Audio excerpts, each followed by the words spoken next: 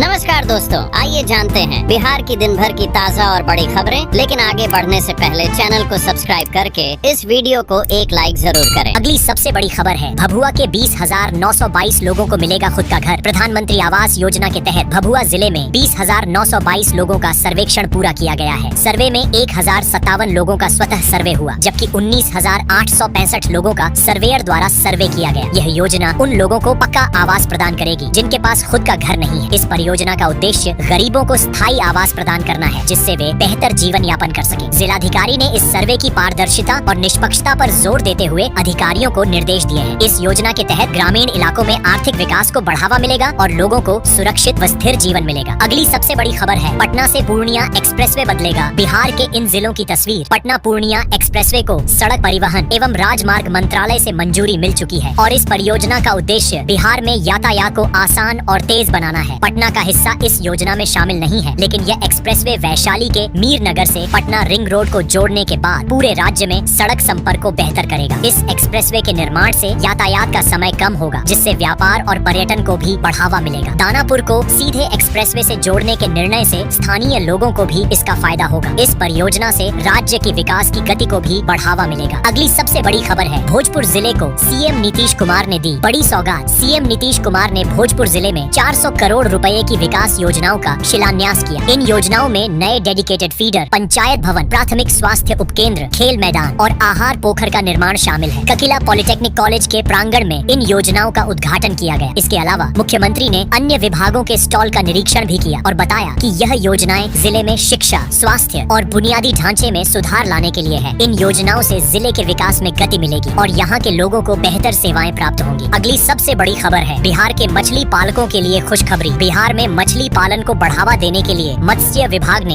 एक नई योजना की शुरुआत की है। इस योजना के तहत मछली पालन के लिए नए तालाब खुदवाने वाले किसानों को 50% तक अनुदान मिलेगा। ST/SC वर्ग के किसानों को 70% तक का अनुदान दिया जाएगा। इसके अलावा किसानों को तालाब निर्माण में मदद के साथ साथ उन्हें मत्स्य पालन के प्रशिक्षण के लिए बाहर भेजा जाएगा। इस योजना से मछली पालन को बढ़ावा मिलेगा और किसानों की आय में वृद्धि होगी। इससे ग्रामीण क्षेत्र की अर्थव्यवस्था को भी मजबूती मिलेगी और रोजगार के अवसर बढ़ेंगे। अगली सबसे बड़ी खबर है, इस जिले के स्कूलों में उगेंगी हरी सब्जियां। मुजफ्फरपुर जिले में 877 विद्यालयों में पोषण वाटिका स्थापित की जाएगी, जिससे बच्चों को ताजे और पौष्टिक भोजन मिलेगा। इस योजना के तहत विद्यालयों की अतिरिक्त भूमि पर हरी पत्तेदार सब्जियां, साग, सहजन, गाजर, मूली और गोभी उगाई जाएंगी। डीएम सुब्रत कुमार सेन की अध्यक्षता में हुई बैठक में इस योजना के क्रियान्वयन को लेकर दिशा निर्देश दिए गए। यह पहल बच्चों के पोषण स्तर को सुधारने के उद्देश्य से की जा रही है। इस योजना से स्कूलों में बच्चों को ताजे और स्वादिष्ट भोजन मिलेगा, जिससे उनके स्वास्थ्य में सुधार होगा और उनका शारीरिक विकास बेहतर होगा। अगली सबसे बड़ी खबर है, बिहार के लोगों के लिए बड़ी खुशखबरी। इस जगह पर बनेगा नया एयरपोर्ट। पटना के बिहटा में नए एयरपोर्ट के निर्माण को केंद्र सरकार की मंजूरी मिल गई है। इस प्रोजेक्ट की कुल लागत 549 करोड़ रुपए है और यह 2027 तक बनकर तैयार हो जाएगा। भारतीय विमानपत्तन प्राधिकरण ने रूस की एक कंपनी को इसके निर्माण का जिम्मा सौंपा है। इस एयरपोर्ट के बन जाने से बिहार की हवाई यात्रा में बहुत सुधार होगा, साथ ही राज्य की कनेक्टिविटी भी बेहतर होगी। यह परियोजना राज्य के विकास में महत्वपूर्ण योगदान देगी और बिहार को एक नई पहचान मिलेगी, जिससे पर्यटन और व्यापार को भी बढ़ावा मिलेगा। अगली सबसे बड़ी खबर है, महाकुंभ को लेकर चल रही स्पेशल ट्रेनें भी हुई फुल। महाकुंभ मेला के दौरान विशेष ट्रेनों में सीटों की भारी कमी हो गई है। विक्रमशिला एक्सप्रेस, गरीब रथ एक्सप्रेस और अन्य लंबी दूरी की ट्रेनों में कंफर्म सीट पाने के लिए यात्रियों को काफी संघर्ष करना पड़ रहा है। खासकर भागलपुर से कानपुर सेंट्रल और अन्य मार्गों की कुंभ स्पेशल ट्रेनों में बर्थ पूरी तरह से भर चुकी है। ट्रेनों में लंबे वेटिंग पीरियड हो रहे हैं और टिकट मिलने में परेशानी हो रही है। इस स्थिति को देखते हुए रेलवे प्रशासन ने अतिरिक्त व्यवस्था की बात की है, लेकिन फिर भी यात्रियों को काफी कठिनाई हो रही है। अगली सबसे बड़ी खबर है, बिहार स्वास्थ्य विभाग में लिया गया बड़ा खुलासा। बिहार स्वास्थ्य विभाग में एक बड़ा घोटाला सामने आया है, जिसमें 12 फर्जी नर्सों को गोपालगंज सदर अस्पताल में तैनात किया गया था। यह घोटाला तब उजागर हुआ जब स्वास्थ्य विभाग को इस संदिग्ध नियुक्ति की शिकायत मिली। जांच में यह पता चला कि फर्जी नियुक्ति पत्र के आधार पर इन नर्सों को काम पर रखा गया था और वे पिछले 4 वर्षों से अस्पताल में कार्यरत थीं। यह घोटाला विभागीय भ्रष्टाचार और लापरवाही का एक बड़ा उदाहरण है। इस मामले ने बिहार के स्वास्थ्य विभाग की कार्यप्रणाली को लेकर गंभीर सवाल खड़े किए। अगली सबसे बड़ी खबर है, 3,294 करोड़ की लागत से बनेगा बेतिया कुशीनगर ग्रीनफील्ड 4 लेन। केंद्र सरकार ने बेतिया से कुशीनगर तक ग्रीनफील्ड 4 लेन हाईवे के निर्माण को मंजूरी दे दी है और इसका निर्माण PPP मॉडल पर किया जाएगा। इस हाईवे की लंबाई लगभग 29.24 किलोमीटर होगी और इसकी लागत 3,294 करोड़ रुपए होंगी। इस हाईवे के निर्माण से दोनों राज्यों के बीच यात्रा तेज तेज और सरल हो जाएगी। यह परियोजना व्यापार, परिवहन और यातायात को बढ़ावा देगी। इस हाईवे के निर्माण की प्रक्रिया मार्च में शुरू हो सकती है और जून तक यह पूरी तरह से बनकर तैयार हो जाएगा। इस परियोजना से क्षेत्रीय विकास को बढ़ावा मिलेगा। अगली सबसे बड़ी खबर है, मुंगेर से महाकुंभ जाना हुआ आसान। मुंगेर से प्रयागराज के महाकुंभ में जाने के लिए बस सेवा शुरू की गई है। भारी संख्या में यात्री इस सेवा का लाभ उठा रहे हैं और सीटें जल्दी भर रही हैं। महाकुंभ में प्रमुख स्नान की तिथियां नजदीक आने के साथ श्रद्धालुओं की भीड़ बढ़ रही है। यात्रियों का कहना है कि ट्रेनों में सीट नहीं मिल रही, इसलिए वे बस से यात्रा कर रहे हैं, लेकिन बसों की संख्या कम पड़ रही है। परिवहन विभाग ने जल्द ही अधिक बसों की व्यवस्था करने की योजना बनाई है। अगली सबसे बड़ी खबर है, दोषियों के खिलाफ एक्शन की तैयारी में मोदी सरकार। नई दिल्ली रेलवे स्टेशन पर महाकुंभ यात्रा के दौरान हुए हादसे में अब तक 18 लोगों की मौत हो चुकी है। बिहार बीजेपी के पूर्व अध्यक्ष संजय जायसवाल ने कहा कि सरकार इस घटना में शामिल दोषियों के खिलाफ सख्त कार्रवाई करेगी। वहीं पूर्व रेल मंत्री लालू यादव ने इसे रेलवे की बदइंतजामी बताया और केंद्रीय रेल मंत्री से इस्तीफा देने की मांग की। इस हादसे ने रेलवे सुरक्षा व्यवस्था की गंभीर खामियों को उजागर किया है। अगली सबसे बड़ी खबर है, दिल्ली भगदड़ के बाद अलर्ट मोड पर बिहार के रेलवे स्टेशन। नई दिल्ली रेलवे स्टेशन पर मची भगदड़ के बाद बिहार के रेलवे स्टेशनों को अलर्ट मोड पर डाल दिया गया है। समस्तीपुर डिवीजन के सभी प्रमुख स्टेशनों पर सुरक्षा खड़ी कर दी गई है। भागलपुर से विक्रमशिला एक्सप्रेस को रद्द कर दिया गया है और 300 से ज्यादा यात्रियों ने अपनी टिकट कैंसिल कराई। बिहार रेलवे प्रशासन ने सुरक्षा उपायों को और सख्त कर दिया है ताकि भविष्य में ऐसे हादसे न हो। अगली सबसे बड़ी खबर है, बिहार पुलिस ने शराब, गांजा समेत कई मादक पदार्थ के तस्करों के खिलाफ कसी कमर। बिहार में पूर्ण शराबबंदी लागू होने के बावजूद मादक पदार्थों की तस्करी की घटनाएं बढ़ रही हैं। पुलिस ने इसके खिलाफ विशेष अभियान चलाया है। ALTF मादक पदार्थों के तस्करों के खिलाफ जानकारी जुटाकर कार्रवाई करेगी। DGP ने इस अभियान के तहत सभी जिलों को निर्देश दिए हैं और तस्करों के खिलाफ कार्रवाई शुरू कर दी है। इस अभियान का उद्देश्य मादक पदार्थों की तस्करी को पूरी तरह से समाप्त करना है। अगली सबसे बड़ी खबर है, बिहार के ग्रामीण इलाकों में अब लगेंगे CCTV कैमरे। बिहार सरकार ने ग्रामीण इलाकों में चौक चौराहों पर CCTV कैमरे लगाने का निर्णय लिया है। इसके बाद ऑटोमेटेड चालान की प्रक्रिया शुरू होगी। मार्च तक राज्य के 26 जिलों के 72 प्रमुख चौक चौराहों पर कैमरे लगाए जाएंगे। इसके बाद शहरी क्षेत्रों में भी यह योजना लागू की जाएगी। इससे न केवल सड़क सुरक्षा बढ़ेगी बल्कि यातायात नियमों का उल्लंघन करने वालों के खिलाफ कार्रवाई भी की जाएगी। अगली सबसे बड़ी खबर है, बिहार के मेडिकल कॉलेजों में असिस्टेंट प्रोफेसर के सभी पद खाली। बिहार में सरकारी मेडिकल कॉलेजों में असिस्टेंट प्रोफेसर के सभी पद खाली पड़े हैं, जिससे शिक्षण कार्य पर असर पड़ रहा है। हाल ही में 2019 में 11 असिस्टेंट प्रोफेसर की नियुक्ति की गई थी, लेकिन अब अधिकांश पद रिक्त हैं। राज्य सरकार ने इन पदों को भरने की प्रक्रिया जल्द शुरू करने का निर्णय लिया है ताकि छात्रों को गुणवत्तापूर्ण शिक्षा मिल सके। इसके अलावा नए मेडिकल कॉलेजों में भी शिक्षकों की कमी का सामना करना पड़ रहा है। अगली सबसे बड़ी खबर है, बिहार में बना पुरुष नसबंदी का अनोखा रिकॉर्ड। बिहार के 13 मेडिकल कॉलेजों में पिछले